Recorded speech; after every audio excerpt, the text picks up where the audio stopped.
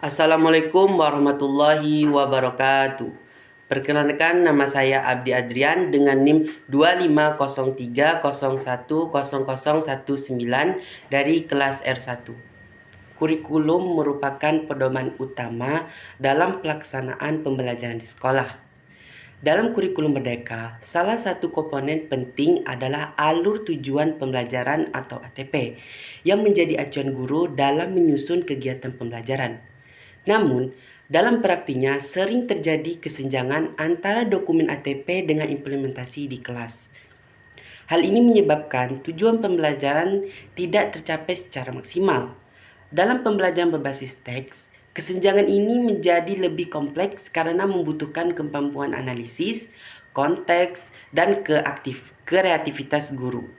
Berdasarkan fenomena di lapangan, terdapat beberapa masalah utama seperti: 1. Guru masih bergantung pada buku paket. 2. ATP yang terlalu padat. 3. Asesmen tidak sesuai dengan capaian pembelajaran. Oleh karena itu, diperlukan analisis kritis serta solusi yang tepat untuk memperbaiki implementasi kurikulum. Pengertian pembelajaran berbasis teks adalah pembelajaran yang menjadi teks sebagai pusat kegiatan belajar, baik dalam memahami, menganalisis, maupun memproduksi teks.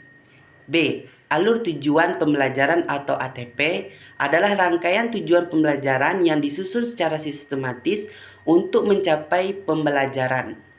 C. Profil pelajar Pancasila mencakup: 1. Beriman dan bertakwa. 2. Berkebinekaan global. 3. Gotong royong. 4. Mandiri. 5. Bernalar kritis. Dan 6. Kreatif. Analisis kasus kurikulum. Kasus pertama, guru kesulitan beralih dari buku paket. Guru terbiasa menggunakan buku paket sehingga kurang kreatif dalam mengembangkan materi kontekstual. Dampaknya, pembelajaran kurang relevan dengan kehidupan siswa dan siswa kurang aktif. Kasus yang kedua, ATP terlalu padat. ATP terlalu banyak membuat pembelajaran terburu-buru dan dangkal. Dampaknya siswa tidak memahami materi secara mendalam dan tidak ada ruang eksplorasi. Dan yang kasus ketiga yaitu asesmen tidak sesuai capaian pembelajaran. Penilaian tidak mengukur kompetisi yang sebenarnya dan dampak nilai tidak mencerminkan kemampuan siswa. B. Evaluasi ATP terhadap profil pelajar Pancasila. ATP belum sepenuhnya mencerminkan profil pelajar Pancasila karena: 1. Kurang menekankan berpikir kritis. 2. Minim kegiatan kolaboratif. 3. Kurang kontekstual. C. Kendala implementasi di sekolah pesisir.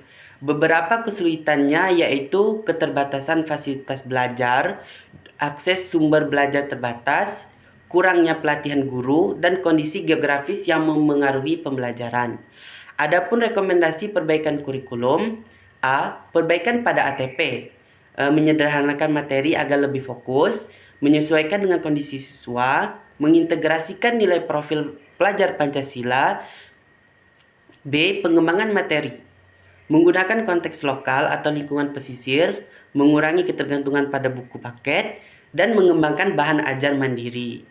Perbaikan asesmen, menyesuaikan dengan pembelajaran, menggunakan asesmen autentik, menilai proses dan hasil belajar. Peningkatan kompetensi guru, yaitu pelatihan kurikulum, workshop pembelajaran berbasis teks, dan penggunaan teknologi pembelajaran.